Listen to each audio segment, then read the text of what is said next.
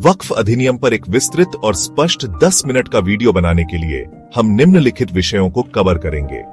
आइए प्रत्येक भाग को विस्तार से समझते हैं। सबसे पहले वक्फ क्या है? वक्फ एक इस्लामी धर्मार्थ संपत्ति है जिसमें कोई व्यक्ति अपनी संपत्ति को धार्मिक या परोपकारी उद्देश्यों के लिए स्थायी रूप से समर्पित करता है। यह संपत्ति मस्जिदों, मदरसों, कब्रिस्तानों, अनाथालयों आदि के लिए उपयोग की जाती है। भारत में वक्फ संपत्तियों की देखरेख के लिए राज्य वक्फ बोर्ड स्थापित किए गए हैं।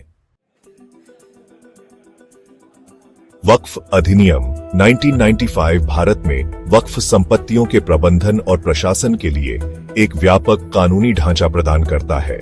इसका मुख्य उद्देश्य वक्फ संपत्तियों की सुरक्षा, पंजीकरण और उचित प्रबंधन सुनिश्चित करना है। राज्य वक्फ बोर्डों की स्थापना। प्रत्येक राज्य में वक्फ संपत्तियों के प्रबंधन के लिए राज्य वक्फ बोर्ड का गठन किया गया है। वक्फ संपत्तियों का सर्वेक्षण और पंजीकरण।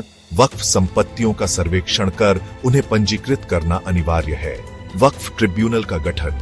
वक्फ संपत्तियों से संबंधित विवादों के निपटारे के लिए विशेष न्यायाधिकरण स्थापित किए गए हैं। वक्फ संपत्तियों की सुरक्षा। अधिनियम वक्फ संपत्तियों पर अवैध कब्जे और अतिक्रमण को रोकने के लिए प्रावधान करता है।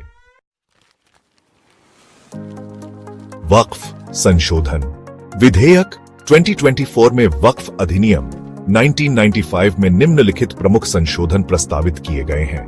वक्फ बोर्डों में गैर मुस्लिम सदस्यों की नियुक्ति संशोधन के अनुसार अब वक्फ बोर्डों में गैर मुस्लिम सदस्यों को शामिल किया जाएगा, जिससे प्रबंधन में विविधता और पारदर्शिता बढ़ेगी। संपत्ति के स्वामित्व की पुष्टि। वक्फ बोर्डों को अब किसी संपत्ति पर दावा करने से पहले जिला स्तर के अधिकारी से अनुमोदन प्राप्त करना होगा, जिससे अनधिकृत संपत्ति अधिग्रहण पर रोक लगेगी।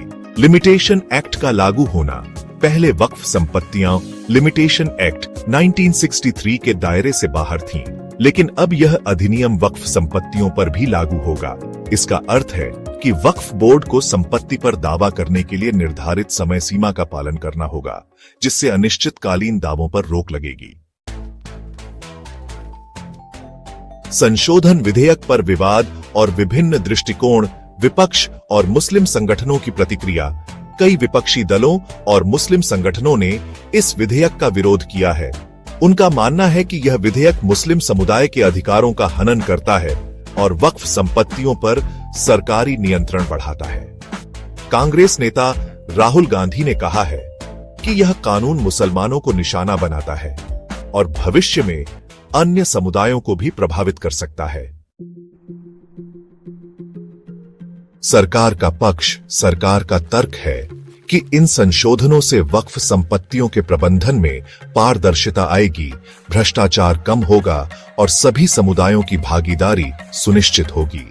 अल्पसंख्यक मामलों के मंत्री किरेन रिजिजू ने कहा है कि यह विधेयक वक्फ बोर्डों की कार्यप्रणाली में सुधार लाने और संपत्तियों के बेहतर प्रबंधन के लिए आवश्यक है। वर्तमान स्थिति और निष्कर्ष। वक्फ संशोधन विधेयक 2024 संसद के दोनों सदनों से पारित हो चुका है और राष्ट्रपति की मंजूरी के बाद कानून बन चुका है। हालांकि इसके प्रभावों को लेकर विभिन्न समुदायों और राजनीतिक दलों में मतभेद हैं। आने वाले समय में इसके क्रियान्वयन और प्रभावों पर नजर रखना महत्वपूर्ण होगा। निष्कर्ष। वक्फ अधिनियम और उसके संशोधनों का उद्देश्य वक्फ संपत्तियों का बेहतर प्रबंधन और संरक्षण करना है। हालांकि इन संशोधनों के प्रभावों को लेकर विभिन्न दृष्टिकोण हैं। यह आवश्यक है कि सभी पक्षों की चिंताओं को ध्यान में रखते हुए पारदर्शी और समावेशी तरीके से इन प्रावधानों का क्रियान्वयन किया जाए। अधिक जानकारी के लिए आप निम्नलिखित वीडियो देख सकते हैं। वक्फ संशोधन विधेयक विवाद संपूर्ण जानकारी। लाइक, शेयर एंड सब्सक्राइब करना ना भूलें।